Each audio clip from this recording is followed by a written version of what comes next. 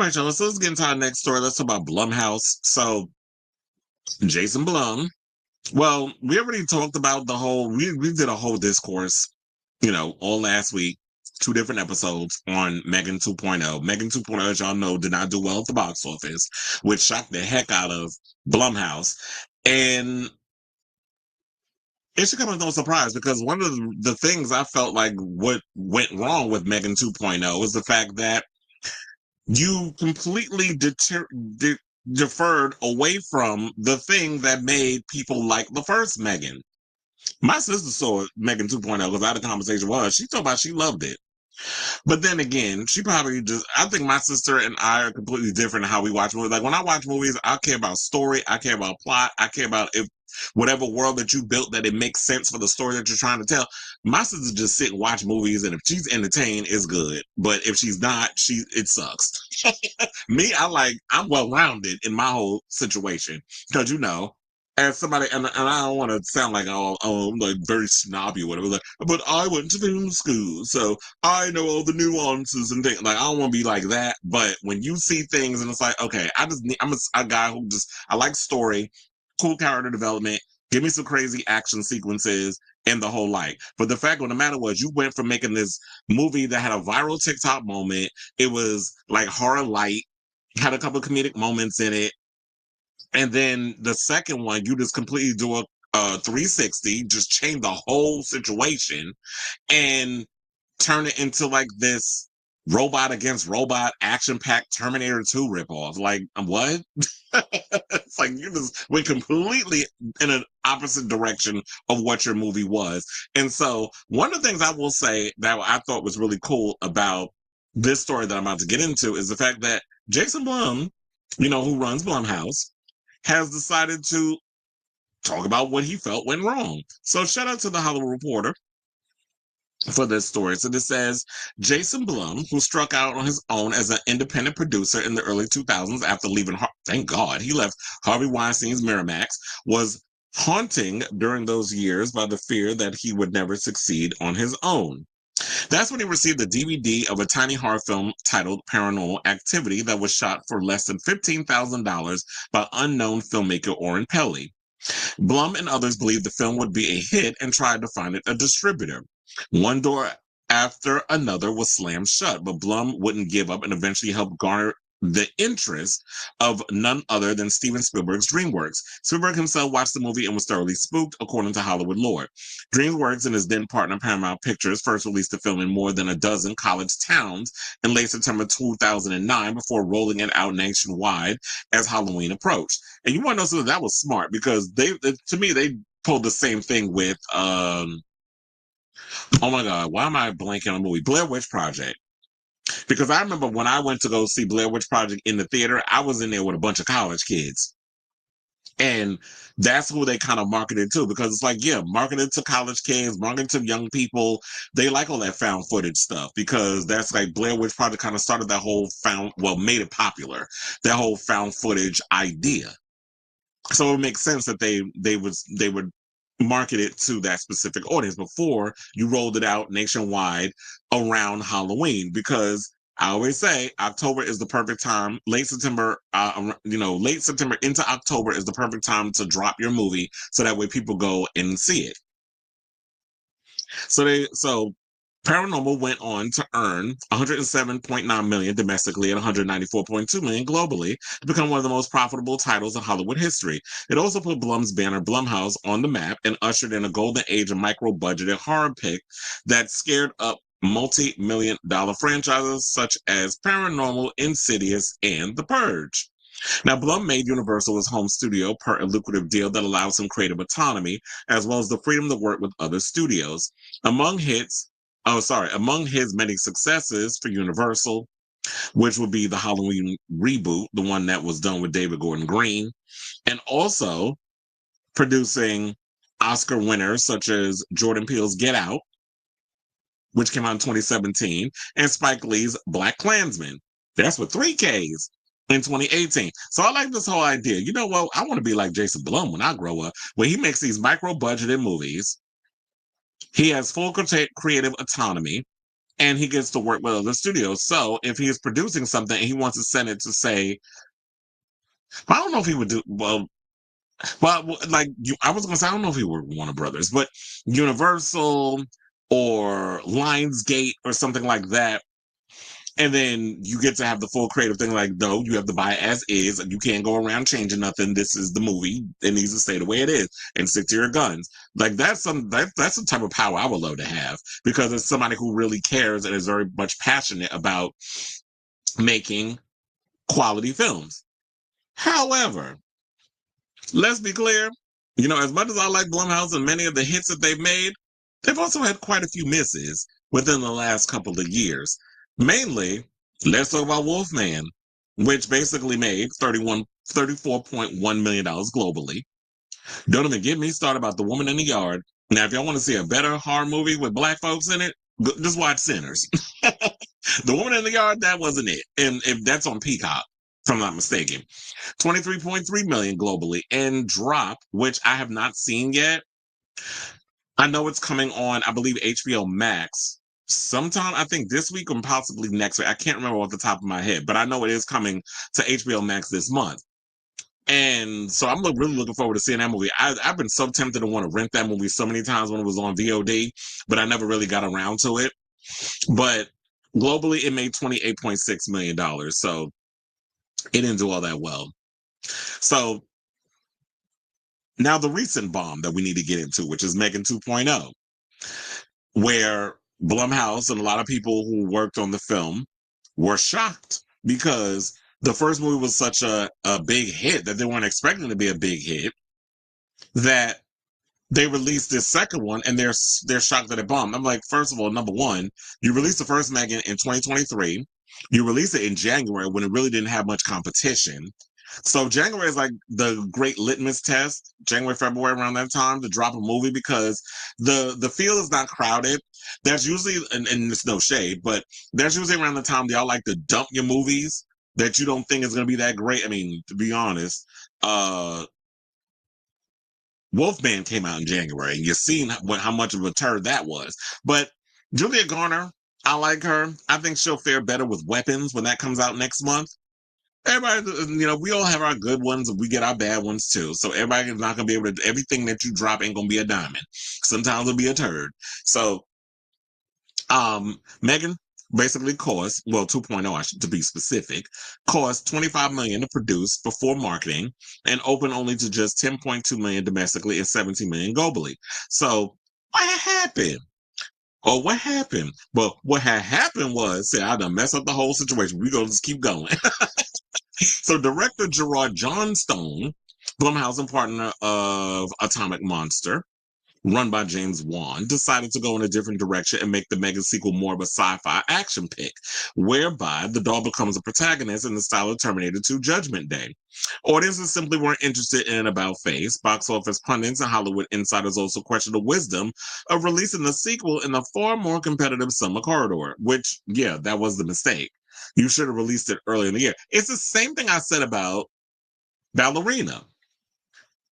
Even though Ballerina does have like this whole summer movie release vibe, I really feel like y'all should have released that a little earlier in the year, like March or April, not necessarily what was it, June? I think they released it in June. Oh yeah, beginning of June, because it was like the beginning of July. It was already on VOD. I'm like, damn, it's only been in the movies for a month. It's like y'all already dropping stuff on digital. So it's like, yeah, the big mistake you did was the release date. M3GAN 2.0, if I had to choose between F1 and Jurassic World and any of those type of films, I'm going to choose that. Or like Lilo and Stitch or How to Train Your Dragon. Like if I'm going to choose any of that, I'm not going to choose M3GAN. Like who wants to watch M3GAN 2.0 in the damn summer? That don't feel like a summer movie. And Terminator. So now insiders at Blumhouse tell the Hollywood Reporter that the soul searching within the company has already commenced. Well, hallelujah. It is absorbing lessons from the tough year, and it's reevaluating its slate through the lens of whether a horror film qualifies as a cinematic event in an era where the market for such fare is oversaturated. There's also recognition that Blumhouse ambition to release as many as 10 titles a year theatrically may be too grand, with Blum agreeing that the box office cannot withstand as many horror films as it used to, especially smaller single-end titles. Well, yeah, and I feel like with us horror fans, while we love horror movies, we are real specific about the type of horror films that we want to see. And like I said before, you completely removed yourself from turning M3GAN 2.0 into a horror film. You can't just go in, and this is what they basically said, that it was like, oh, we thought that we could just go in and we could just change up M3GAN and we could just make her this big protagonist, and we could make her an action movie star. And it was like, no, you can't do that, because the fans are looking like, this ain't the M3GAN that I paid for. And like I said, I called it horror light, because me, as somebody who is a huge fan of horror, like my taste level is more, we got the mainstream stuff, like I Know What You Did Last Summer, Halloween, all that Friday the 13th. Like, I like those type of films. And if we're gonna do killer AI or dolls or whatever the case is, I mean, I like Chucky, but if you trying to go from Child's Play to see the Chucky without building up to that, the reward wasn't earned. And so I don't feel like you earned the spot to kind of climb and jump completely over many a sharks to get to that point. You can't go from Child's Play to see the Chucky. You gotta at least give me Child Play 2 and 3. Like, she ain't even go to the damn the military academy yet before you go full on they them with the all that extra stuff. I'm just using they them as because they had the non-binary child. Y'all know what I'm saying. So we do have the Black Phone 2 coming, and we got Five Nights at Freddy's 2 coming. So there might be a way for them to turn it around. And then they also have a spinoff called Soulmate, which is basically about an AI robot companion, which I'm hoping it'll be more companion than the other thing, because Companion was a good damn movie, even though a lot of people didn't see that one either. So to get to, now that I've said all I need to say on my overall thoughts in that whole, and just breaking down each piece of the thing, let's get to what he said. He said, we all thought M3GAN was like Superman.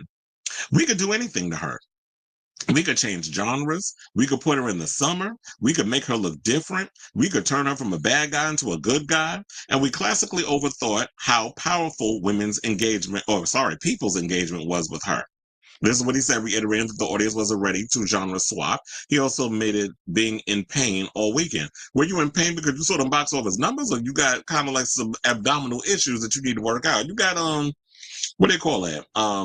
IBS, irritable bowel syndrome. Like, that what you referring to? When you talk about you was in pain because you were seeing them numbers, where you thought, because they said it was tracking to make at least $40 million opening weekend, and then I guess they saw like the final tally was like, I guess we kind of shot a little. We shot for the moon a little too hard, and it backfired.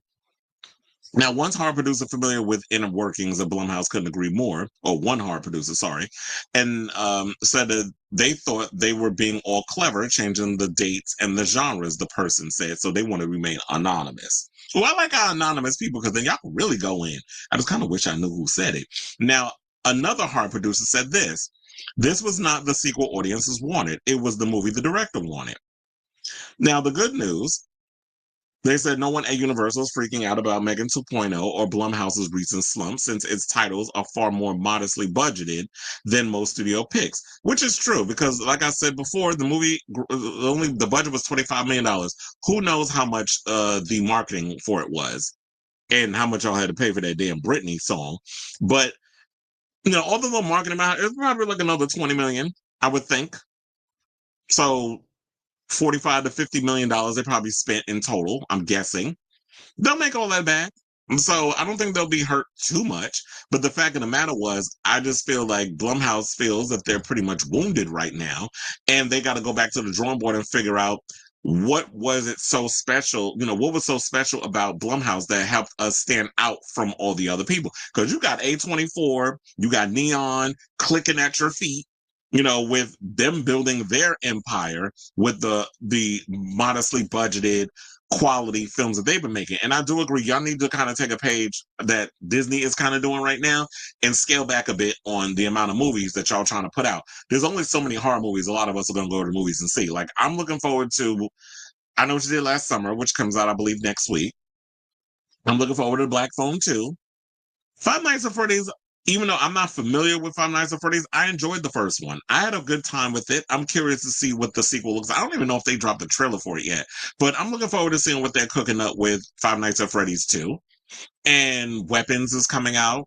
I know it's not a Blumhouse movie, but but I'm looking forward to seeing that too. That seemed like a really cool Halloween concept. I don't know what other horror movies. Oh wait, we have Silent Night, Deadly Night, the remake with Rohan Campbell. That's supposed to be coming out later this year. So I know they're working on that. I don't know if they finished they're done shooting or whatever the case is. But I'm looking forward to seeing that movie. That's slated for the end of the year. I don't know what other horror movies is coming out in between, but except for the ones that I mentioned off the top of my head. But I'm definitely looking forward to seeing that, and I hope that Blumhouse gets it together. You know what I was thinking about too? I totally forgot about 28 Years Later.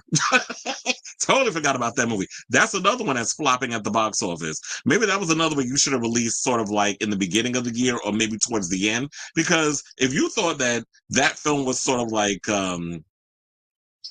like Hollywood summer blockbuster, it felt a little too art house film-ish for me, which I love an art house movie, but it just didn't fit in with it being a summer blockbuster. And I think that based off the reviews, people online, the comments, like the fact that the movie is very divisive, especially with the overall tone. And so that you kind of go with the old school vibe that you had that Danny Boyle created with the original film. It's got that artsy fartsy old school vibe to it that he did. Then it was adding these couple of visuals and stuff up in there that was kind of like it's not working with the people shooting arrows and like putting that documentary style within juxtaposing it with the actual movie that didn't work. Then I don't know what the hell that tone shift was in the final 5 minutes of the movie. I'm like, what the hell's like? I'm looking at Power Rangers and Teletubbies about to go to war with some damn zombies. What the hell was that? So that ending kind of like, I'm a little worried for Nia DaCosta because, girl, it seemed like her being attached to this film, she's doing the second one. Then it's like she can't seem to catch a break because the Marbles, she directed that wasn't received well. Candyman, I feel like there's some people like Candyman was divisive with people too. Some people liked this, some people didn't. So I believe in you, Blumhouse. Get it together. So less movies, more quality. Really take the time to let your movies cook. And don't be out here so quick to rush to get your movies made. And because you want to hit a specific deadline, because that's another thing that I feel like is hurting a lot of these films. Y'all be like, the movie is going to be coming out in 2026 of May, and you're still shooting because things are going over. And then you got to do reshoots because it doesn't resonate with the audience. So now people aren't liking certain things, and then you got to go back. So no, stop putting release dates on your films. Stop setting deadlines for your films. Give your movies a chance. Like, write the script, have it done, go in, direct the movie, send in your draft or whatever the case is, see how it goes. And then when y'all have something set, then y'all gonna start doing like this is what they did back in the day. Why all of a sudden now the whole model has changed? Like people don't know how to set a specific time of getting your movie done and then locking down how many theaters you want to put the movie in. I just don't understand. Like, do people forget how Hollywood works? So whatever your thoughts are on this matter, I definitely want to hear from y'all in regards of the soul searching that Blumhouse is currently undergoing, because they've been having a lot of turds that have been coming out as of late. So let me know what you guys think of this story in the comments down below.